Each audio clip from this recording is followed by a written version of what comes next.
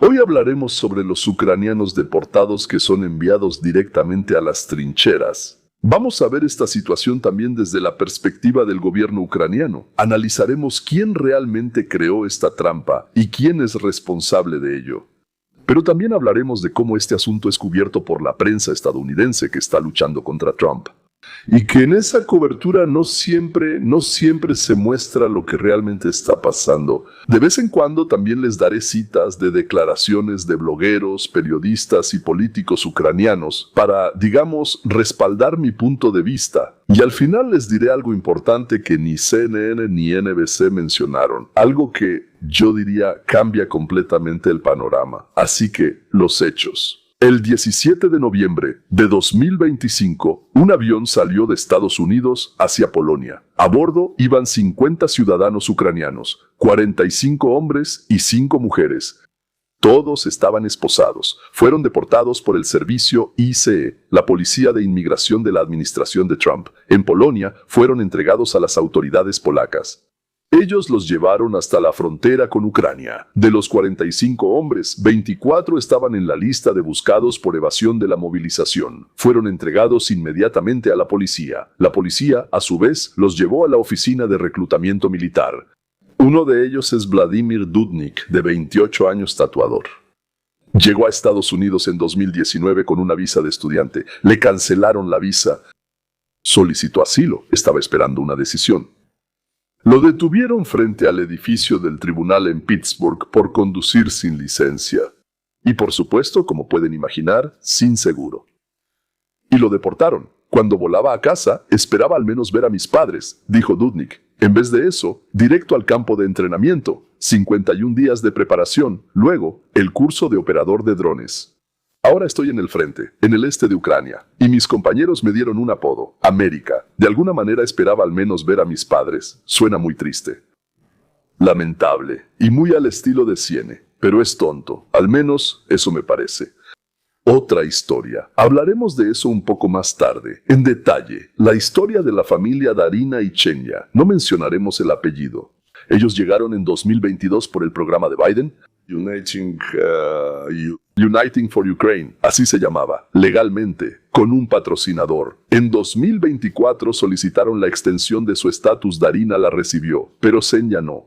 Le pidieron permiso al dueño de la casa para quedarse, y los dueños de la casa dijeron: lo siento, pero no puedes quedarte. Entonces Chenya decidió engañar a los dueños de la casa y esconderse. Tenía que irse, pero no se fue, y se quedó viviendo ilegalmente en Estados Unidos. Lo atraparon y decidieron deportarlo por la vía judicial. En marzo de 2026, aceptó salir voluntariamente para evitar la deportación forzada. Él dice que tiene problemas de salud con la columna vertebral, y su esposa dice que en Ucrania ahora están reclutando incluso a personas con discapacidades graves. Eso suena un poco extraño, con discapacidades graves, digamos, sin una pierna, ¿verdad?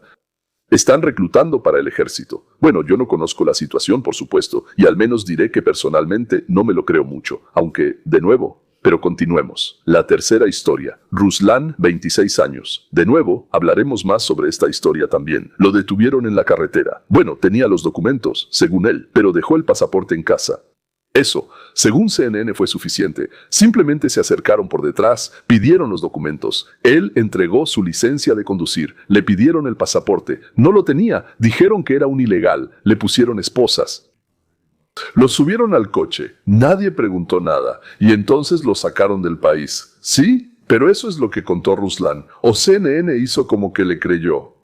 ¿Usted cree que en los Estados Unidos de América, por el hecho de que una persona tenga pasaporte, pero no lo tenga consigo, le ponen esposas, lo suben a un coche y lo mandan a Ucrania por eso? Una historia para dar lástima.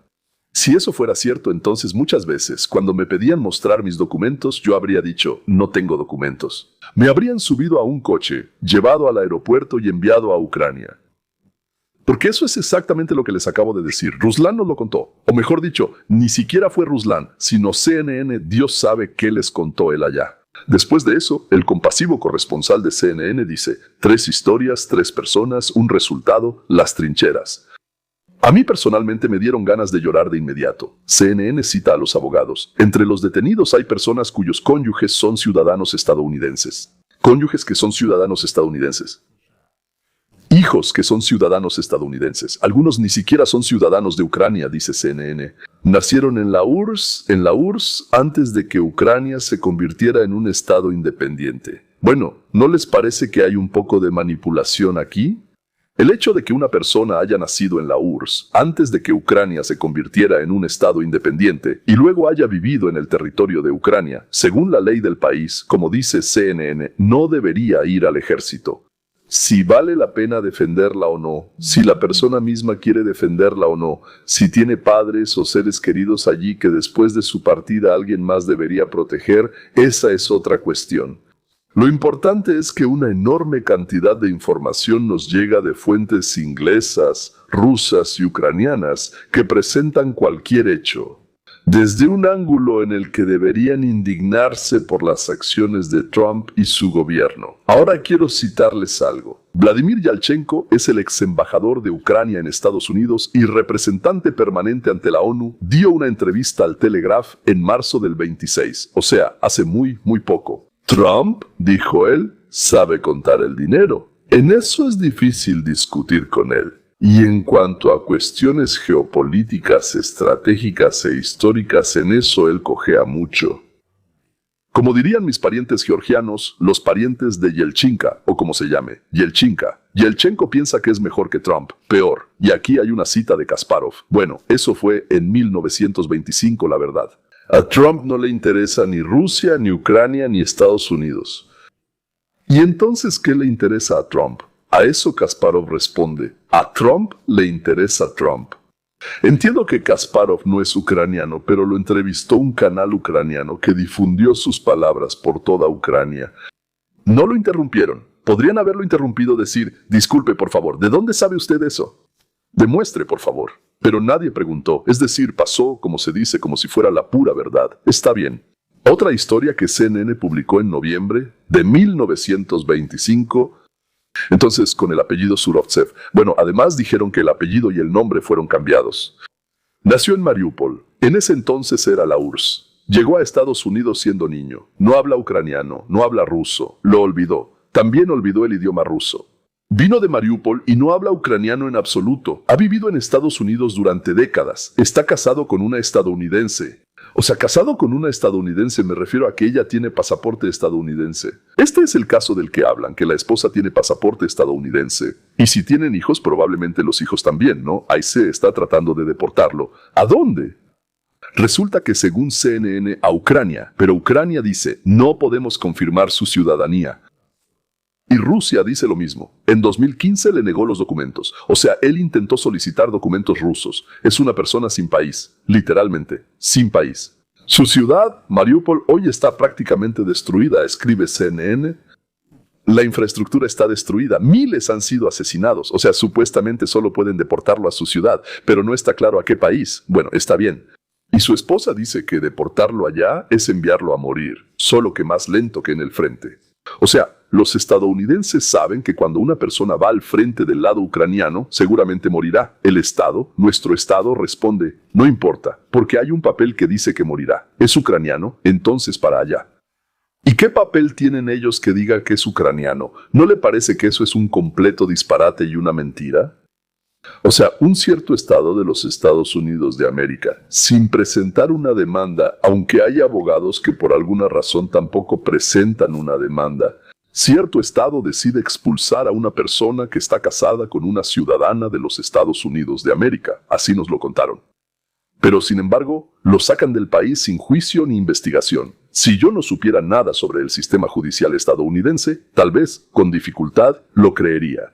Espero que entiendan que en este caso no hubo solo una audiencia en la corte. Al menos así debería haber sido. Espero que entiendan que en cuanto una persona se casa oficialmente en Estados Unidos con una estadounidense, lo ponen en la fila para obtener bastante rápido al menos el derecho a trabajar y el derecho a quedarse aquí. Sin mencionar que si además tiene hijos que son estadounidenses. Entonces, eso significa que el señor Surovtsev, como nos dijeron, que ningún tribunal ni ningún servicio de inmigración querían que él se quedara en Estados Unidos, y luego dijeron, el gobierno responde, no importa que tengas familia, que tengas esposa, que lleves muchos años viviendo aquí, todo eso no importa, vete a pelear a Ucrania. Para mí, eso significa que nos consideran tontos. Y ahora, otra cita. El experto militar ucraniano Yuri Kasyanov. El portal Comentarios de Ucrania, julio de 1925. Trump actúa de acuerdo con acuerdos secretos. Él lo sabe con absoluta certeza. Este Kasyanov, él supo todo esto por alguien con su mismo apellido, con acuerdos similares al pacto Molotov-Ribbentrop. ¡Wow! Y está listo para entregar gradualmente Europa del Este bajo el control de Rusia. Kasyanov lo sabe absolutamente con certeza. Estaba sentado debajo de la mesa o debajo de la cama y escuchaba cuando Putin y Trump en esa cama se ponían de acuerdo sobre espionaje, que todo esto estaba sucediendo. De hecho, dice Kasyanov, Trump se ha convertido en un agente declarado del Kremlin. Lo recalco una vez más, es Yuri Kasyanov. ¿Qué opinan ustedes cuando acusan a Trump de conspirar con los fascistas? Lo anuncian al mundo entero, lo difunden en la prensa ucraniana y lo mismo dicen los especialistas ucranianos, blogueros, periodistas y otros, que él es un agente del Kremlin. ¿A Trump le dan más o menos ganas de ayudar a Ucrania? Bien, pasemos al gobierno de Ucrania. Entonces, enfoquémoslo desde otro ángulo. ¿Qué quiere el gobierno ucraniano y por qué? Ucrania lleva más de 4 años en guerra con Rusia. Las pérdidas son enormes. Según el Ministerio de Defensa de Ucrania, alrededor de 2 millones de hombres figuran como buscados. No se presentaron en los puntos de reclutamiento o violaron las reglas de movilización. Otros 200,000 soldados abandonaron su unidad sin permiso. ¿Se imaginan esas cifras? 2 millones de hombres en edad de reclutamiento huyeron sin querer defender a su país. 200,000 soldados, a quienes ya se les había dado uniforme y armas, también huyeron de sus unidades, tal vez incluso mientras estaban de guardia, y desaparecieron, ya sea en el interior de Ucrania o en el extranjero. Bueno, naturalmente pagando una lana a los reclutadores por un certificado. Ellos tampoco quieren defender su país y les importan un bledo las oficinas de reclutamiento, porque esas oficinas ganan millones. El ejército ucraniano sufre una grave escasez de personal. Esto no es propaganda, es un hecho que reconocen todas las partes, incluidos los aliados occidentales del Kremlin. La única esperanza es... ¿de quién? ¿De Trump? Entonces ahora es momento de citar a Dmitry Gordon, un periodista ucraniano. Ya es el año 25 Gordon, se los digo. La persona que hace todo lo que quiere Putin se llama agente de Putin. Y no importa si le pagan o no. No importa, ¿de acuerdo? Teniendo en cuenta que Dmitry Gordon llega a una gran cantidad de rusos y ucranianos, sus declaraciones llegan a la mesa de Trump como un informe sobre las opiniones de los ucranianos acerca del presidente de los Estados Unidos de América. Desde el punto de vista del gobierno ucraniano, la lógica es simple. Cada hombre en edad de ser reclutado que se encuentra en el extranjero mientras otros mueren es un problema. Especialmente si se fue después de que comenzó la guerra, obtuvo un estatus en el extranjero y no piensa regresar. Kiev solicitó oficialmente a varios países europeos que no emitan documentos a los hombres ucranianos sin un certificado de registro en la oficina de reclutamiento militar. Noruega, en marzo del año 26, anunció que ya no otorgará asilo temporal a los hombres ucranianos en edad de reclutamiento. Bueno, sin prórroga, sin papeles, sí. Un avión con deportados desde Estados Unidos desde el punto de vista de Kiev es un refuerzo, unas cuantas personas más. Pero aquí surge una pregunta que al gobierno ucraniano no le gusta escuchar. Si el Estado quiere que la gente luche por él, ¿no debería ese Estado ser un Estado por el que la gente quiera luchar? La corrupción en Ucrania era sistémica mucho antes de la guerra. Es cierto que Zelensky dijo que con su llegada la corrupción desapareció, que ya no existe, que no habrá más y cosas así. Pero mintió Vladimir Alexandrovich. Los oligarcas controlaban la política, los tribunales, los medios de comunicación. La gente huía de Ucrania. Y no fue en 2022, en 2014, en 2010, en el 2000, la guerra simplemente aceleró este proceso. Y ahora escuchemos al bloguero y activista del Medjlis. Entonces, el noticiero de Crimea también es del 25 de mayo de este año. Trump una vez más confirmó lo que yo siempre he dicho, que él es un agente de Putin. Una figura absolutamente dependiente. Un peón en este tablero. Es decir, Trump es un peón. Y yo creo que los de Medjlis son reinas. Y en ese momento le piden al peón, le suplican. De esa misma Ucrania le piden dinero, dame dinero, por favor, y dame más. Por favor, por favor, por favor. Un Estado que durante décadas no creó condiciones para la vida, ahora exige sacrificar la vida. Eso es, bueno, como mínimo, una contradicción que el gobierno ucraniano no puede resolver por la fuerza. Se pueden deportar a miles, pero no se les puede obligar a luchar creyendo en la victoria si no tienen fe. Y aquí, mudándose con gran pompa de Rusia a Ucrania, Alexander Nevzorov. Entonces, cito, vemos que Trump acepta regalos. Eso es lo que mejor se le da, es recibir regalos valiosos, preferiblemente de oro. Él mostró con qué majestuosidad y magnificencia aceptó la corona y la orden en Corea del Sur. O sea, Trump realmente ama los regalitos. Y se volvió, dice Nevzorov, un profesional en recibirlos. Sasha. Mamma mía, quería decir otra cosa, pero lo traduje al italiano. Diré que Alexander Nevzorov intenta de manera increíblemente profesional unir a Ucrania con la única persona que puede ayudarla en la lucha contra Rusia. ¿Fue esta la razón principal o tal vez incluso la única razón de su mudanza? No lo sabemos. Pero parece que, a petición de los camaradas del Kremlin, Zelensky concedió de inmediato la ciudadanía ucraniana a Nevzorov y todo lo que el corazón de Nevzorov deseaba en ese momento. Antes de que pasemos al siguiente punto, es decir, antes de involucrar a Israel en este mismo asunto, una pequeña petición. Si estás viendo este video y quieres ver este tipo de análisis regularmente, haz clic en la campanita ahora mismo. Es la única manera de garantizar que YouTube te muestre el próximo episodio. Y suscríbete si aún no lo has hecho. Es gratis y es importante, y solo te tomará 5 segundos. Ítabo. ¿Por qué los israelíes van a luchar voluntariamente, mientras que los ucranianos y rusos huyen en la dirección opuesta? Cuando Israel comenzó la guerra en Gaza, eso fue en octubre del 2023, sucedió algo sorprendente. Miles de israelíes que viven en el extranjero, en Estados Unidos, Europa, Australia, donde sea, compraron sus propios boletos para regresar a casa voluntariamente. Los reservistas regresaban sin esperar la convocatoria. Algunos interrumpían sus vacaciones, dejaban el trabajo y tomaban vuelos nocturnos. Los judíos estadounidenses empacaban sus maletas en los aeropuertos de Nueva York y Los Ángeles y volaban al país sobre el que silbaban los cohetes. Y ahora, otra imagen. Cuando Rusia anunció la movilización en septiembre del 2022, cientos de miles de hombres huyeron. Finlandia, Georgia, Kazajistán, Mongolia, Armenia. Las filas en las fronteras se extendieron por decenas de kilómetros. La gente abandonaba sus autos y seguía a pie. Cuando Ucrania impuso la ley marcial y prohibió la salida de hombres, muchos de todos modos encontraron maneras de escapar. Rumania, pasando por Hungría, pasando por Moldavia, cruzando río Sanado, arriesgando la vida.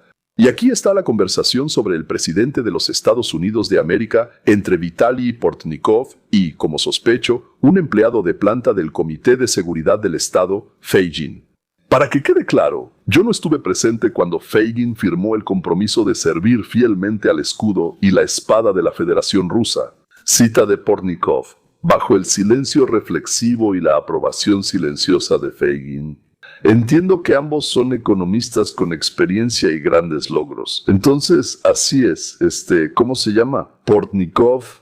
Trump tiene una idea de la política económica como la de algún habitante del Medio Oeste del siglo XIX. Él en realidad no tiene nada que ver con la economía. Eso lo dijo el multimillonario Portnikov al silionario Feigin sobre los desertores ucranianos. No es una casualidad, no es cobardía de algunas personas, es un fenómeno sistémico y requiere una explicación.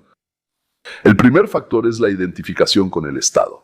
Un israelí que vive en Nueva York se identifica con Israel no porque el Estado intente obligarlo, sino porque siente que ese es su país, su pueblo, su familia bajo amenaza. El Estado es él mismo, son sus amigos, su familia.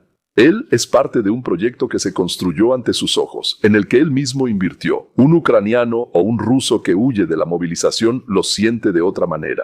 Este Estado quiere usarme como material desechable en una guerra que yo no elegí, que no entiendo y que no me dará nada. Esa es una diferencia fundamental. No se trata de valentía ni de patriotismo en la relación entre la persona y el Estado. Son relaciones que se construyeron durante décadas, no en un solo día. El segundo factor es la confianza en el ejército como institución. El soldado israelí sabe que no lo van a abandonar. Yo fui soldado israelí, sé exactamente que no me van a abandonar. El sistema funciona.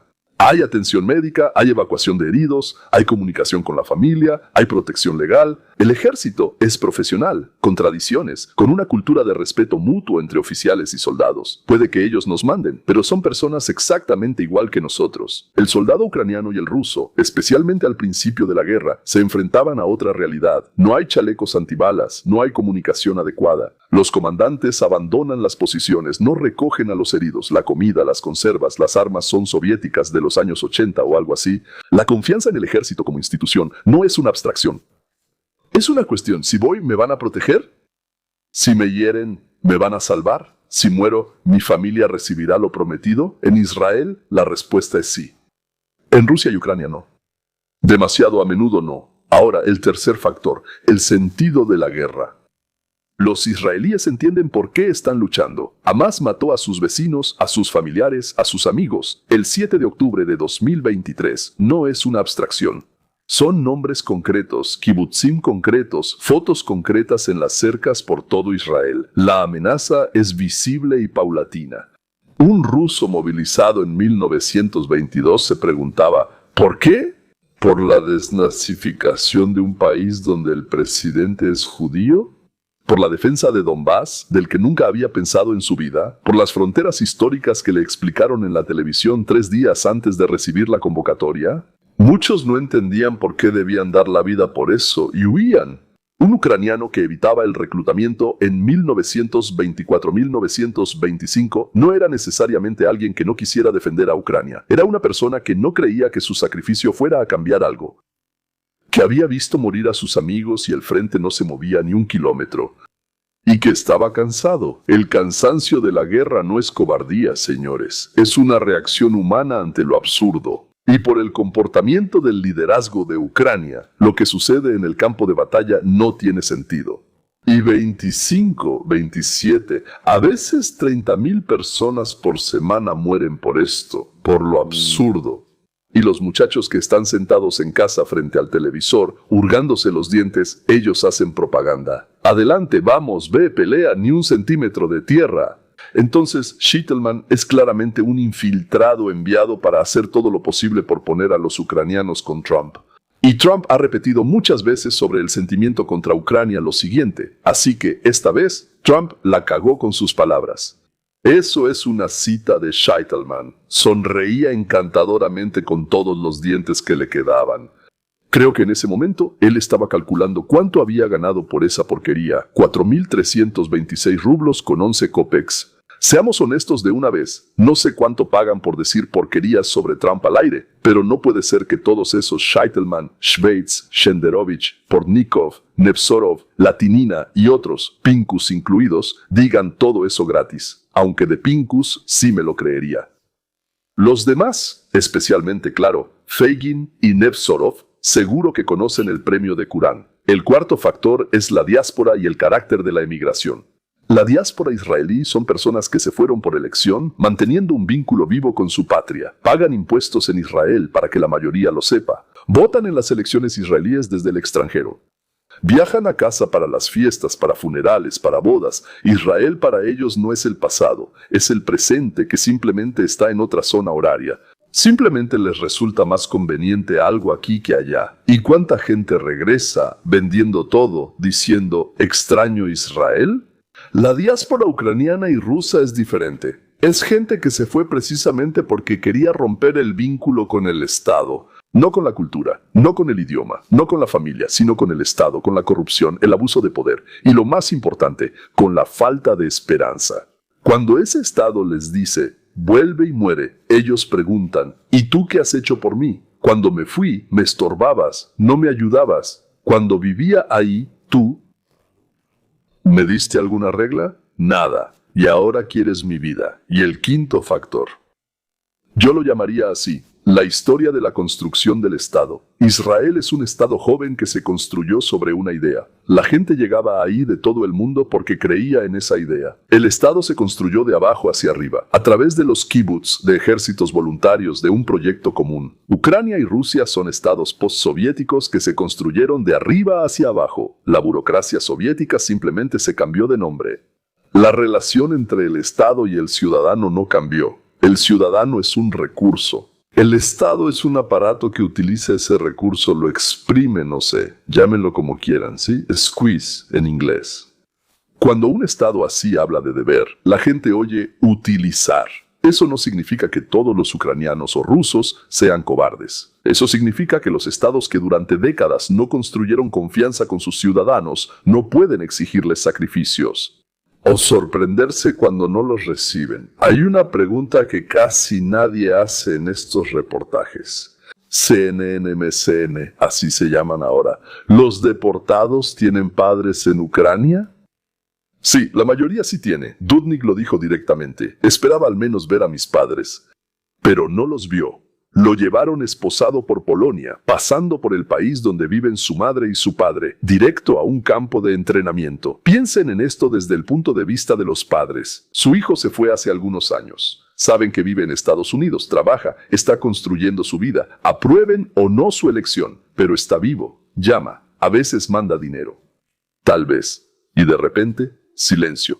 Luego una llamada. Mamá, estoy en el frente. Me deportaron, estoy manejando un dron, no sé cuándo nos veremos. Esto no es política. Esto, desde su punto de vista, es una tragedia humana y se desarrolla en miles de familias. Estoy tratando de decir que hay que mirar esto desde diferentes perspectivas.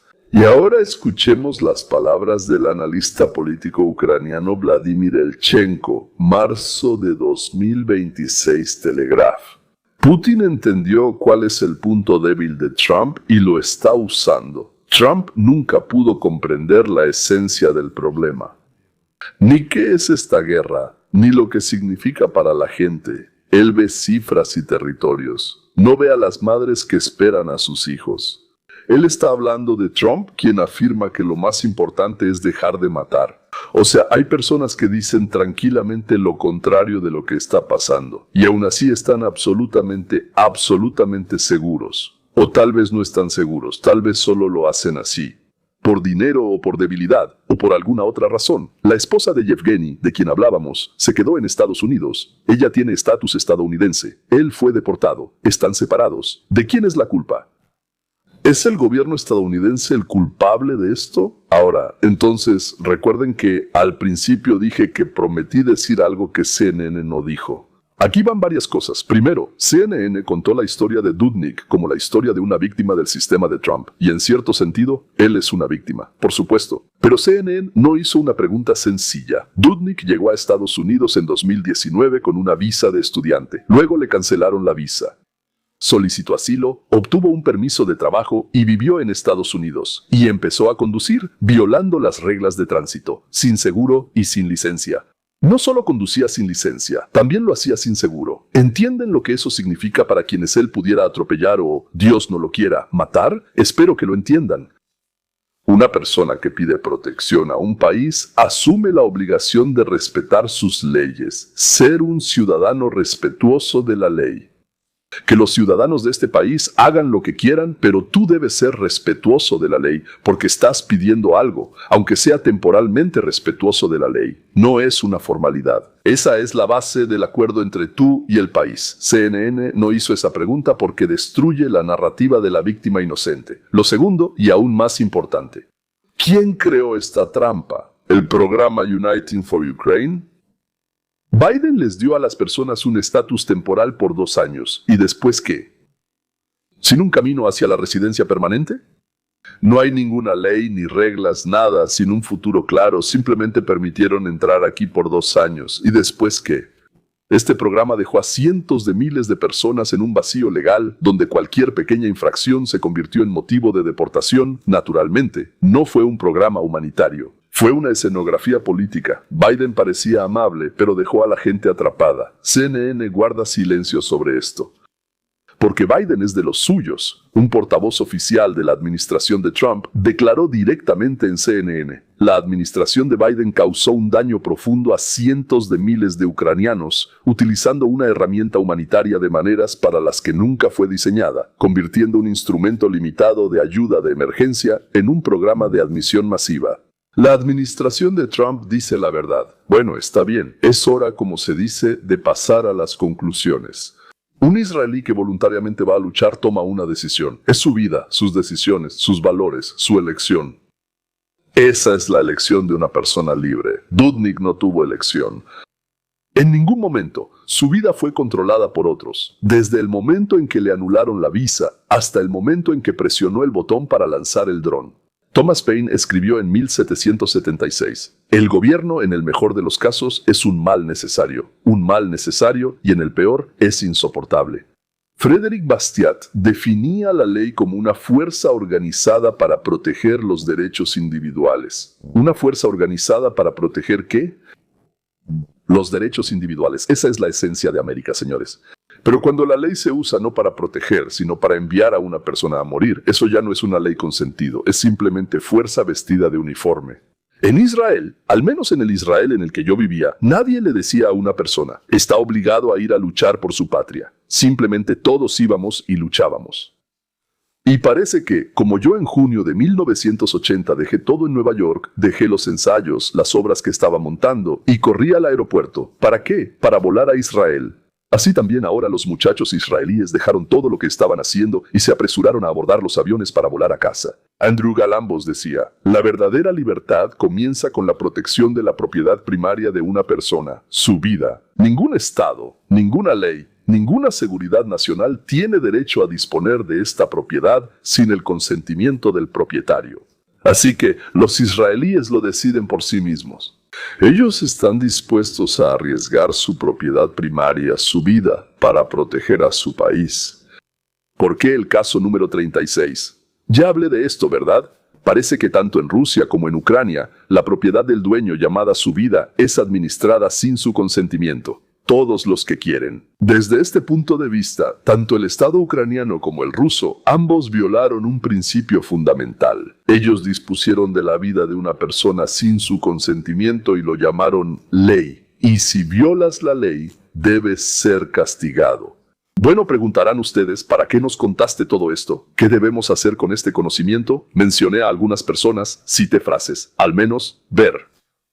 Llamar a las cosas por su nombre. Al Estado, ni al ucraniano, ni al estadounidense, ni al ruso, no le permitamos esconder la coerción detrás de palabras como ley, deber, protección. Ahora no estoy hablando de cuando una persona vino a nuestra casa sin preguntar y luego, cuando le pedimos que se fuera, empezó a esconderse y además a violar nuestras leyes. Aquí, naturalmente, tenemos todo el derecho de decirle: te queremos mucho, incluso te adoramos, pero lárgate. O te regresas de donde viniste, o te vas a cualquier otro lugar donde quieras largarte. Bueno, una vez más, Dmitry Gordon está obligado, completamente obligado, ¿verdad? Entonces, en el canal de YouTube de Gordon hay una entrevista con el exagente soviético de inteligencia Sergei Smirnov, septiembre de 2025. Esa es la introducción que da Gordon a la conversación. ¿Puede Trump ser un agente de la KGB? Smirnov dice: sí, el reclutamiento era posible. Trump, vino a Moscú, quería construir la Trump Tower, se reunió con las personas adecuadas. ¿Fue reclutado formalmente? No se sabe. Bueno, al menos no se sabe, ¿verdad? El general Omelchenko dice que simplemente estuvo ahí, que estaba acostado debajo de la cama. Pero Trump actúa exactamente así. Pero Trump actúa exactamente como actuaría alguien reclutado. Y borró por completo todas las palabras normales que acababa de decir, como diciendo: yo no fui y no sé nada. Al leer esto, Trump de inmediato y con muchas ganas quiso ayudar a Ucrania con todo lo que pudiera. Da esa impresión, y no a veces, sino siempre, que estas personas están bien pagadas por Rusia para hacer todo lo posible por enemistar a Ucrania con Trump. El más tonto de ellos, por supuesto, es Shenderovich. Eso creo todos lo saben, ¿verdad? Este dijo lo siguiente: vemos por la historia de Qatar, con los regalos cataríes, que a Trump se lo puede comprar con bastante facilidad. Resulta que simplemente se le puede comprar un poquito. Eso lo cité exactamente, o sea, son palabras de Shenderovich. A él simplemente se le puede comprar. Comprar un poquito. A diferencia de Trump, Shenderovich no se vende. La verdad, la razón por la que no se vende es porque no lo necesita nadie. Si este análisis te fue útil, hay dos maneras de apoyar el canal. La primera es gratis. Dale clic a la campanita y suscríbete. O sea, al revés, suscríbete y luego la campanita. YouTube no muestra nuestros videos automáticamente. Solo los suscriptores con notificaciones los ven primero. Eso te toma 5 segundos y no cuesta nada. Y la segunda es para quienes quieren más. Por $4 al mes menos que una taza de té. No, una taza de café, porque una taza de té cuesta 3.70 aquí, pero el café ya cuesta $4. Sí, obtienes acceso a versiones extendidas de nuestros análisis, materiales adicionales y videos que no publicamos de forma abierta. Ustedes ven los materiales antes que nadie, ven cosas que no entran en la versión principal. El enlace para ambos estará abajo en la descripción, así que, el final. Entonces, ya he estado hablando con ustedes por mucho tiempo. Es hora de pasar al final. ¡Ay, cómo iba! Entonces les cantamos y bailamos, ya nos cansamos de cantar y bailar. Ta da da da da.